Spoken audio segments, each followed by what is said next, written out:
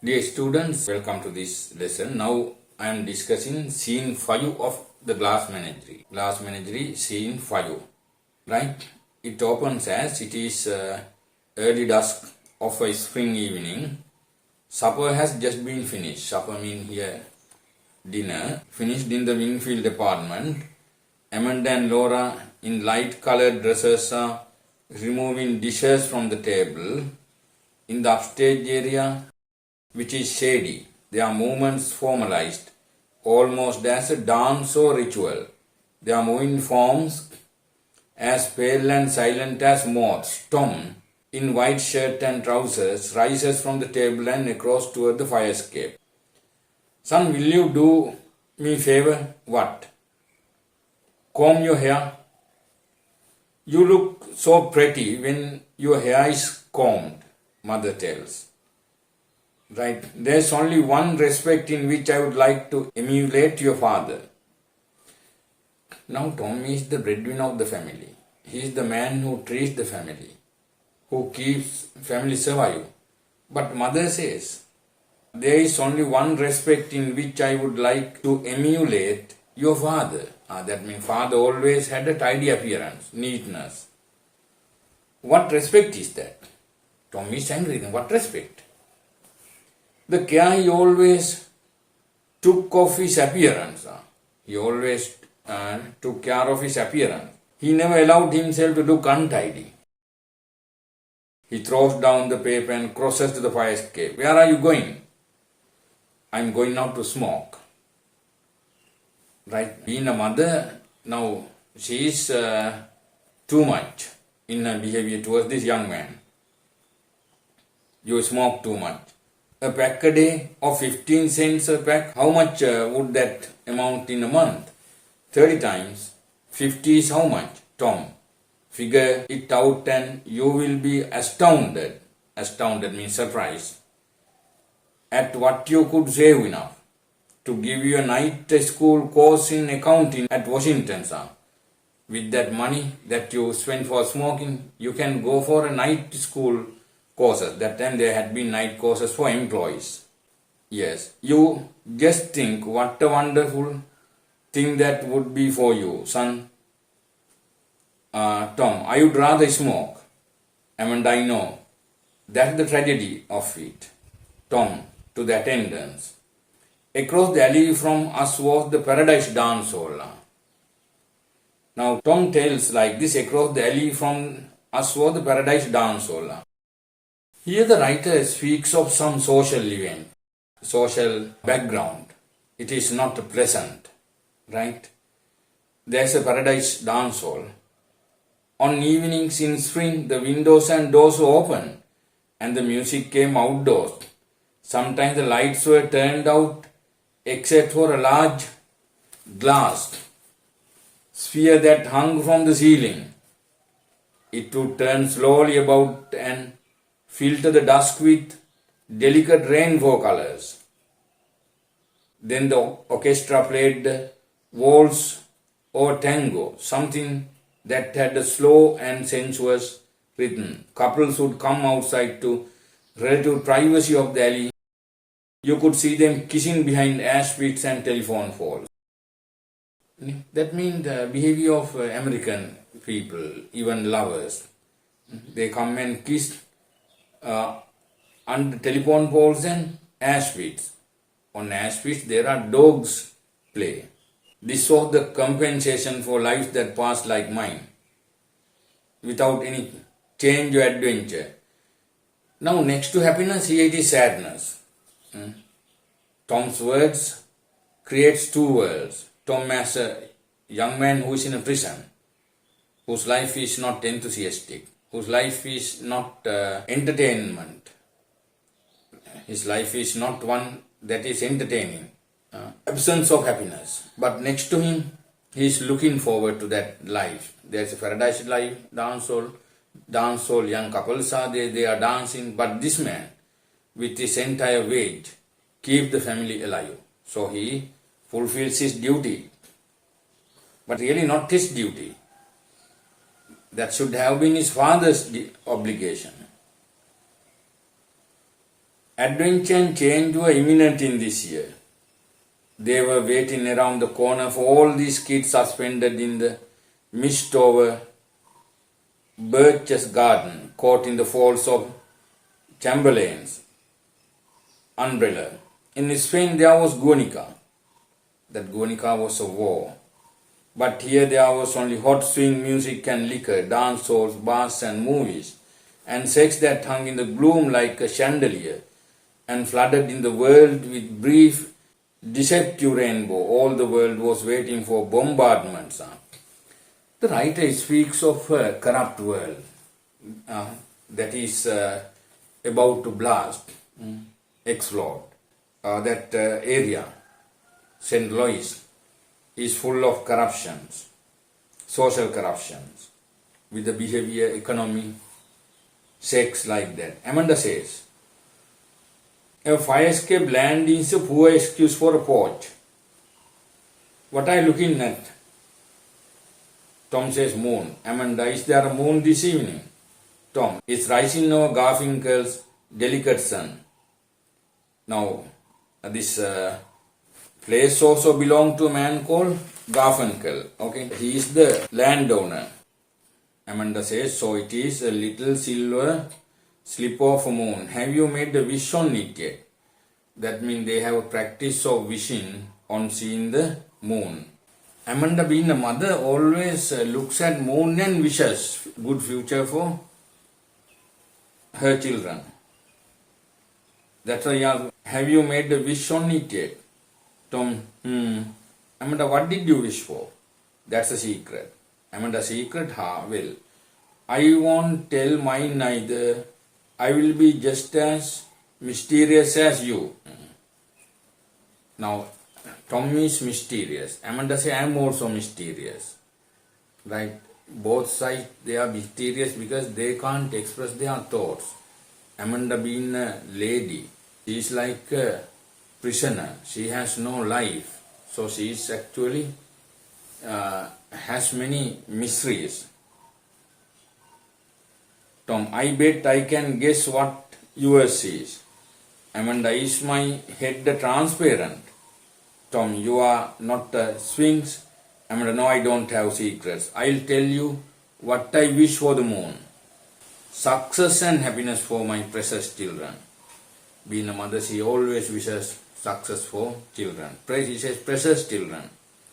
I wish for that whenever there's a moon, and whenever there isn't a moon, I wish for it too. Though moon rises or not, she wishes great future for children. Amanda, why do you say that? Don't you remember asking me to fetch one? Fetch one, that means to bring a gentleman caller. Right. I thought perhaps you wished for a gentleman caller. Why do you say that? Don't you remember asking me to bring fetch one? Amanda, I remember suggesting that it would be nice for your sister if you brought home some nice young man from warehouse. I think that I have made that suggestion more than once. When they have nothing else to do, she asked Tom to bring a gentleman caller. Yes, you have made it repeatedly. Amanda, well, we are going to have one. What? A gentleman caller? Amanda, you mean you have asked some nice young man to come over? Yep, I have asked him to dinner. Amanda, you really did? I did. You did? And did he accept?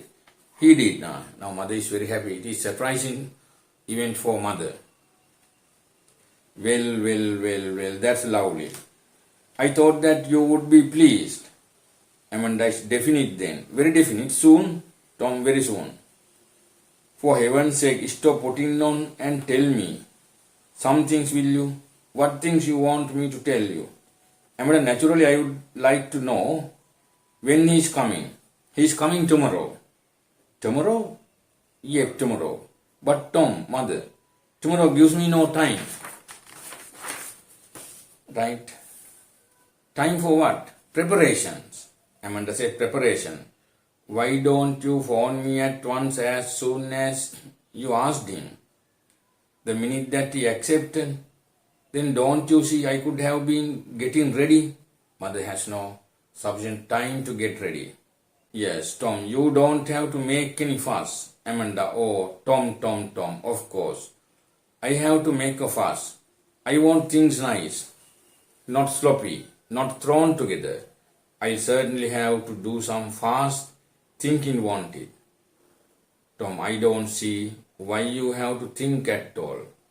Amanda, you just don't know we can't have a gentleman call in a pigsty. Huh? Now she equates her house to a pigsty. That is also herself undermining their position. The reality is that their house is a pigsty. All my wedding silver has to be polished. The monogram table linen out to be laundered. Windows have to be washed and fresh curtains put up. And how about clothes? We have to wear something, don't we?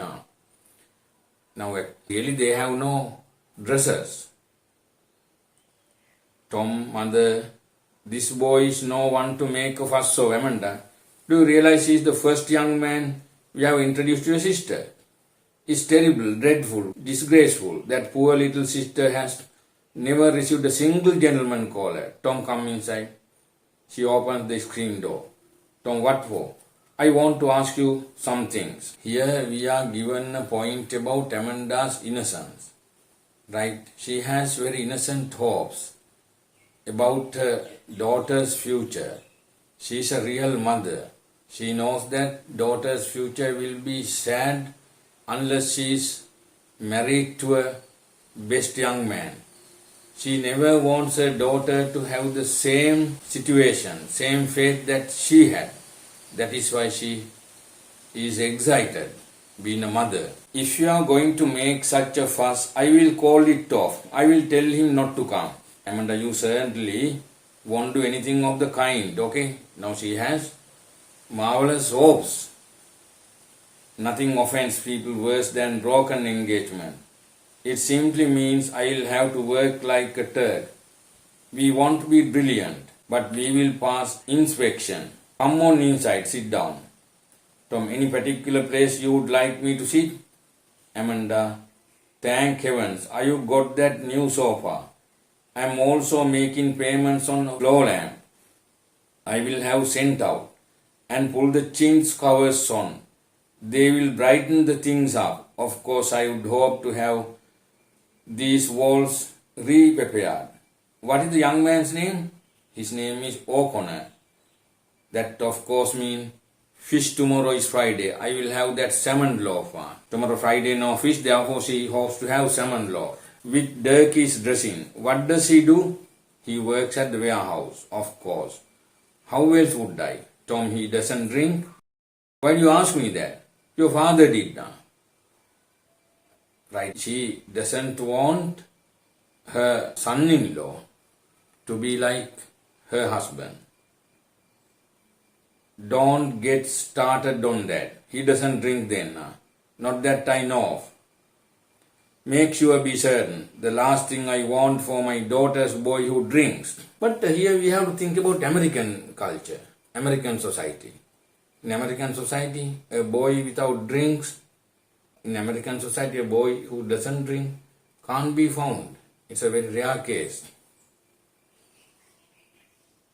What Amanda wants is this. She doesn't want her daughter to fall into a least victim of such. Aren't you being a little bit premature? Thomas, aren't you being a little bit premature? O'Connor has not yet appeared on the scene. Amanda, but till tomorrow to meet your sister. And what do I know about his character? Nothing. All maids are better off than wives of drunkards. Again she thinks so. Oh my God, be still. Tom, lots of fellows meet girls whom they don't marry. Lots of fellows meet girls whom they don't marry. That is also another reality. Or talk sensibly. Tom, and don't be sarcastic. Really, she doesn't want her daughter to have sarcasm like this. She loves that girl. I am brushing. Amanda says, I am brushing that cowlick down. What is this young man's position at the warehouse? This young man's position is that of a shipping clerk, mother. He is a shipping clerk. Amanda, sounds to me like a fairly responsible job. The sort of a job you would be in if you just had some more guitar. What is his salary? Have you any idea? Tom, I would judge to be approximately $85 a month. Now, Tom gets $65, this man $85.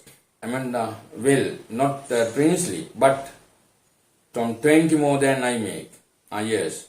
Now, he hasn't come. Amanda has no anything about the boy, right, whether marriage will happen or not. But she decides his salary, his position, his character.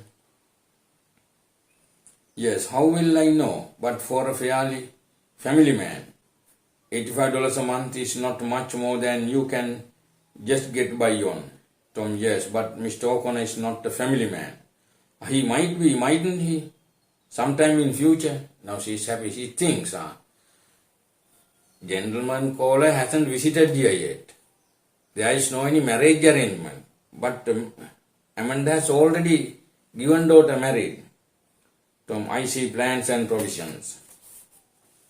Amanda, you are the only young man that I know who ignores that the facts that the future becomes the present. The present is the past. The present is the past, and the past turns into everlasting regret if you don't plan it for. Tom, I will think that over and see what I can make of it. Amanda, don't be supercilious with your mother. Tell me some more about this. What do you call him? James D. O'Connor. The D is for Delaney. Now she is excited, right? She is hopeful. I mean mother. Amanda being a mother.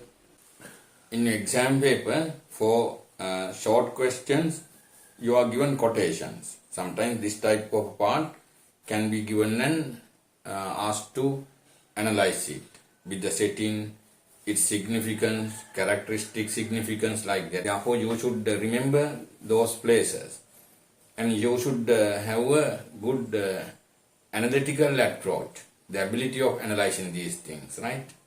Amanda says, Irish on both sides, gracious, and doesn't drink. Tom, shall I call him up and ask him right this minute? Right, he asks. Amanda, the only way to find out about these things is to make discreet inquiries at the proper moment, not to call him. Here, the writer speaks of Tom's intelligence. Now, Tom has invited this boy to come. But at the end of the story, we come to know that Jim O'Connor, this gentleman caller, is going to marry another one. Tom doesn't know it. That's the confusion that occurs at the end of the story. But Tom should be careful. He is not intelligent enough. Here, his ignorance, carelessness is here. When I was a girl in Blue Mountain, always she recalls that. When I was in a Blue Mountain, and it was suspected that a young man drank, the girl whose attention she had been receiving. If any girl would sometimes speak the minister of the church, or rather her father would, if her father was alive, living, and sort of feel him out on the young man's character. That time, she says, when she was a girl in Blue Mountain, if they had a boyfriend, girl asked her father to check, examine him more parish house. That means church priest to do that. How their obligation to the Christian church is also mentioned here. This is the way such things are discreetly handled to keep young women from making a tragic mistake. What we have to understand is that Amanda never wants her daughter to fall into that tragic mistake, to blunder her life that she had. She deliberately invited her tragedy. Now she lives a pathetic life because of her own ignorance, her irrational girlhood, right? Too much pride. Then how did you happen to make tragic mistake, Amanda? That innocent look of your father's had everyone fooled. That was her mistake. Now she confesses. She repents of her mistake, what happened to her. She says, the innocent look of your fathers had everyone fooled. He smiled, the world was enchanted. Now she reveals her mistake. She confesses her mistake. She admits her fault. She repents of what she did. Amanda is contradictory to the rest of the girls. Normally, as you know, girls like money or beauty of man, boy. General trend. Imagine like this. There is a marriage proposal, right? Man is a university lecturer. Okay, boy. He is a PhD graduate. He is 35. Right?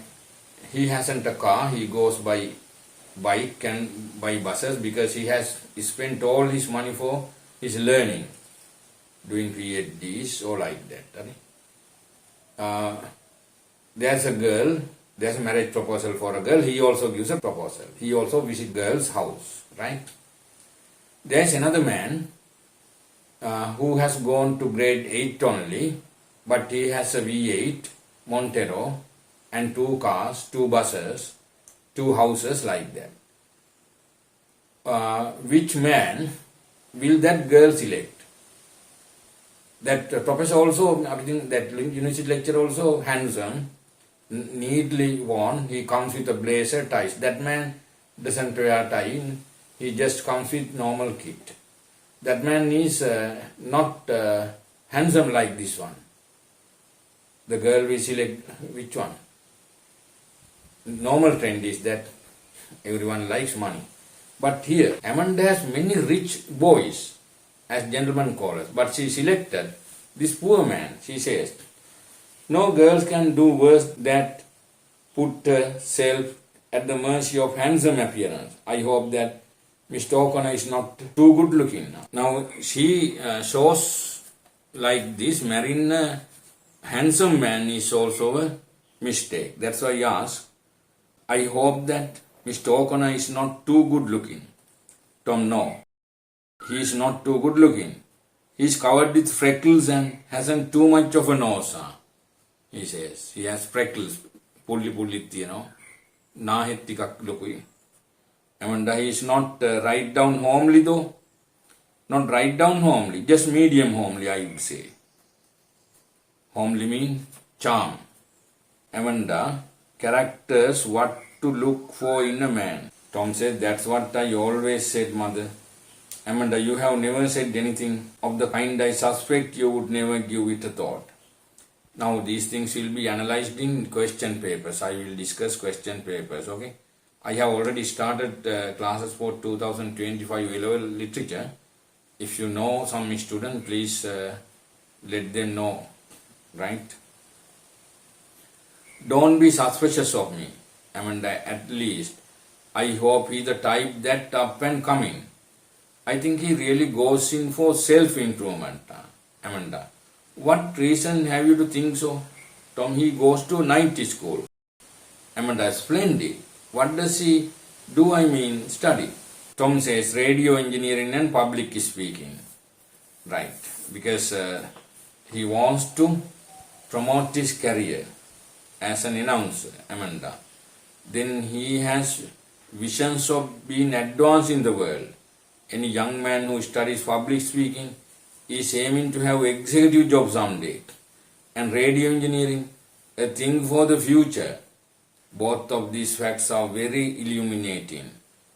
Those are the sort of things that a mother should know concerning any young man who comes to call on her daughter, seriously or not. Now she is satisfied. But Amanda doesn't know real situation. Tom says one little warning. He doesn't know about Laura. I didn't let on that we had dark ulterior motives. They have dark ulterior motives. That means set in a marriage without telling that. He invites a friend to sit here. I just said, why don't you come and have dinner with us? He said, okay, and that was the whole conversation. Amanda, I bet it was.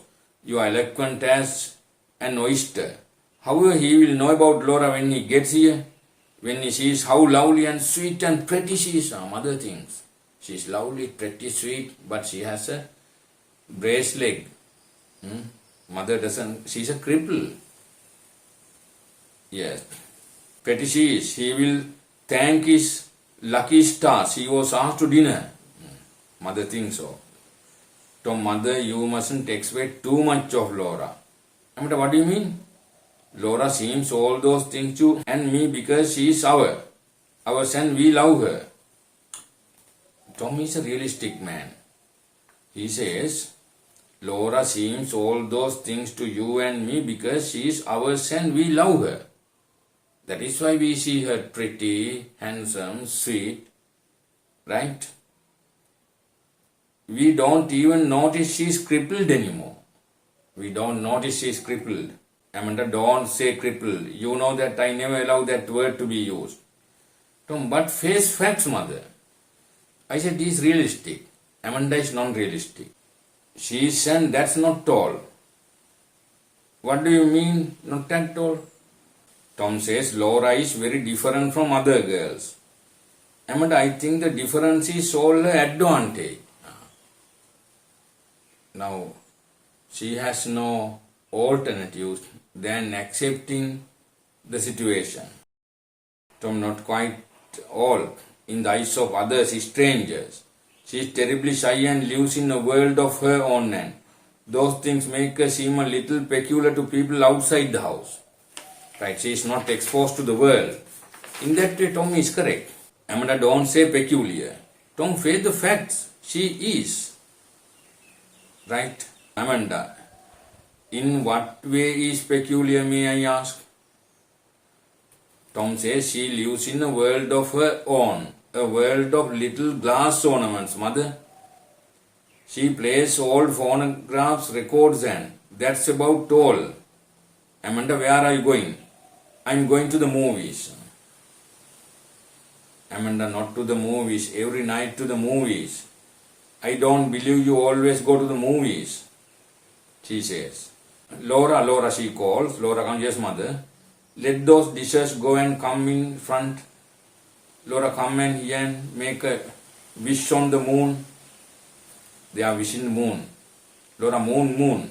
Amanda, a little silver slip of a moon. Look over your left shoulder, Laura, and make a wish. Now, it is unbelievable to think that Americans also believe this type of superstitious things. What shall we wish for, mother? Amanda, happiness, good fortune. Right? They have no practical world, so they wish. Practical happiness is not applicable to them. In this scene, we learn something about mother. Amanda as a mother.